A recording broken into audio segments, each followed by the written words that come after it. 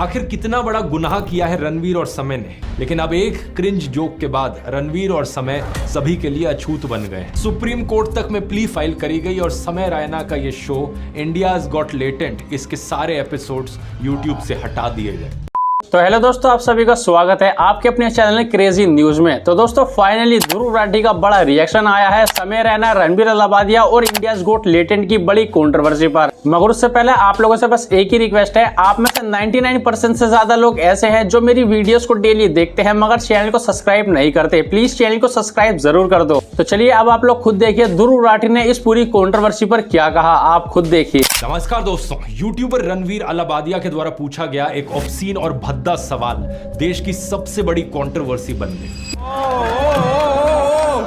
क्या हो गया रणवीर भाई को? और would you join in once and stop it forever? इस एक सवाल पर महाराष्ट्र से लेकर आसाम तक अलग अलग स्टेट्स में मल्टीपल एफआईआर दर्ज कराई गई। चीफ मिनिस्टर्स ने स्टेटमेंट दी। बहुत भद्दे तरीके से कुछ चीजों को कहा गया है, प्रेजेंट किया गया है। सुप्रीम कोर्ट तक में प्ली फाइल करी गई और समय रैना का ये शो इंडियाज गॉट लेटेंट, इसके सारे एपिसोड्स यूट्यूब से हटा दिए गए। मीडिया में जो हंगामा मचाया जा रहा है वो अलग ही लेवल का है। देखिए किस तरीके से ट्रीट किया गया।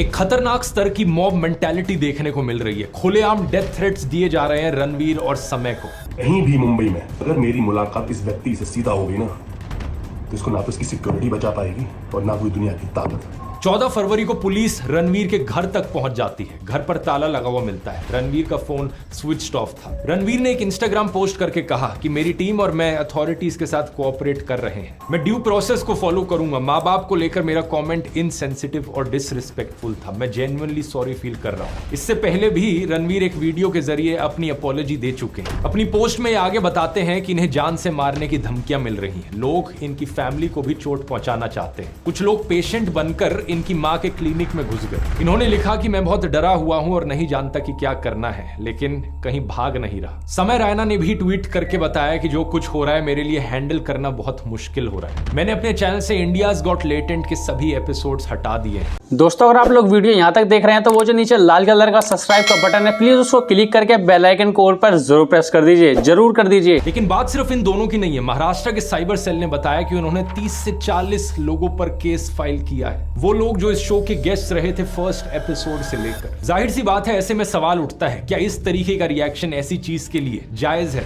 इंडियाज गॉट लेटेंट शो में जो गाली गलोच वाली कॉमेडी दिखाई जा रही थी उसका क्या असर पड़ता है समाज पर? आइए समझ नहीं करने चाहिए तो ये जवाब देते हैं कि इतना वो क्यों बन रहे हो। इनफैक्ट जब अनुराग ठाकुर ने गोली मारो वाला स्लोगन दिया था उस हेट स्पीच केस में जज ने भी यही कहा था कि इन्होंने तो स्माइल करते हुए बोला था, इसलिए चलता है ऑडियंस को शॉक करना।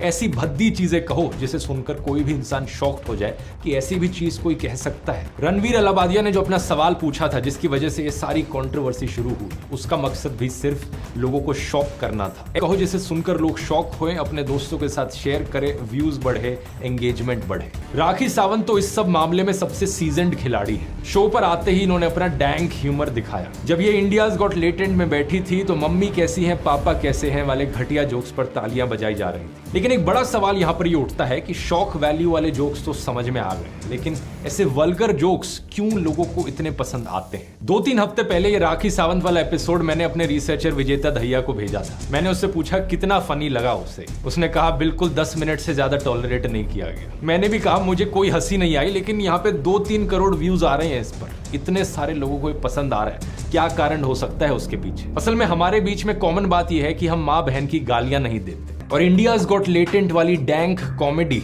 इसी रिप्रेशन को अपीस कर रही थी। समय जानता था कि रिप्रेस्ड लोगों के आगे अगर मैं गालियां दूंगा तो वो तालियां बजाएंगे। मीडिया वाले और पॉलिटिशियंस तो सबसे बड़े अपॉर्चुनिस्ट हैं इस पूरी कंट्रोवर्सी में। जब तक रणवीर अलाहाबादिया सरकारी पॉलिटिशियंस का इंटरव्यू ले रहा था, उन्हें प्रमोट कर रहा था, तब तक सब कुछ सही था। सरकार को भी मजा आ रहा था। प्रधानमंत्री मोदी उसे क्रिएटर का अवार्ड दे रहे थे। लेकिन जैसे ही एक कंट्रोवर्सी यहां पर हुई, लोगों का गुस्सा रणवीर के खिलाफ आया।